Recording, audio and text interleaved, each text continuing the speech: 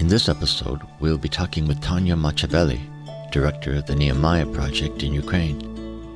Tanya is one of the courageous Ukrainians helping to provide shelter, food, and medical care to those who have been displaced by Russian aggression.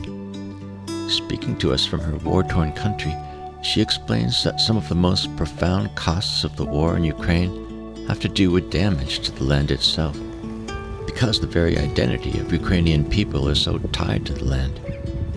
Tanya insists, though, that despite the current conflict, this connection between land and identity will endure, as it has endured other crises in Ukraine's history. Our land is our roots.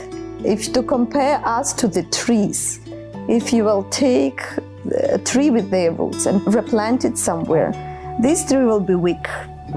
But we who are living here in Ukraine, Ukrainian, and we are rooted deeply into our land. And it doesn't matter that we had Holocaust, communist regime, Second World War, even going back to the First World War, the aim number one for families was to get a piece of land and to work on it, to cultivate it, to see the products of your hands after cultivation, after growing the crops, flowers, orchards, vineyards.